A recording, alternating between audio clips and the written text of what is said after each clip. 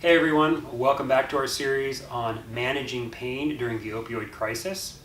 As you'll recall, this is being shaped by the recent testimony in Congress about managing pain during the opioid crisis from experts in pain management, but also from Ms. Steinberg, who is a lady that suffers from chronic pain, but also is a national advocate for improving access to pain management treatments.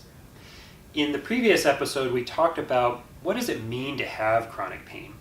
And a lot of our ideas on chronic pain and what it means to have chronic pain are informed by listening to you, understanding what it means to have chronic pain, but also going through medical training to better understand what we're dealing with and what we're treating. Today I'd like to talk about what you can do if you have chronic pain. Many times people come to our clinic and they've tried a few things first. Many times they talk to their personal doctor, your primary care physician, about a few different angles you can take on treating pain.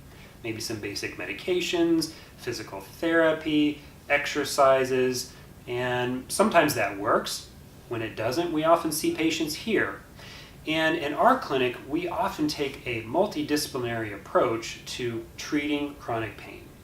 That means taking multiple different angles on getting at your pain and treating your pain. We use different disciplines or treatment strategies to help with that. We rely on partnering with our colleagues in the physical therapy world to improve your function, to stretch, do exercises, to improve your body's conditioning even with pain. We have pain psychology colleagues, even right here in our clinic, who talk with you about the psychological, the personal, the social impact that pain has on you and the world around you. And we really see a lot of improvement and value in making those referrals to better understand how pain affects you as a whole person. We often talk about medications. A big part of that is opioid medications. And you can see my previous videos on our social media channels about how opioid medications can fit into your treatment plan as a responsible and effective and safe part of that plan. Other medications or non-opioid medications can often be effective.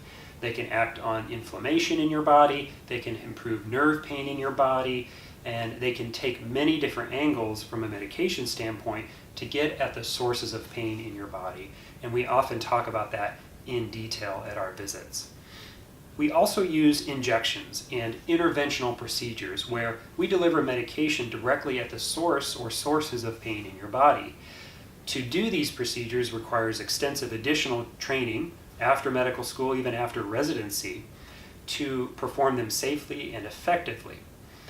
In addition to other treatments, this is yet another way, another angle that we can take to improve your pain, and it's a valuable way to treat pain from as many different angles as possible.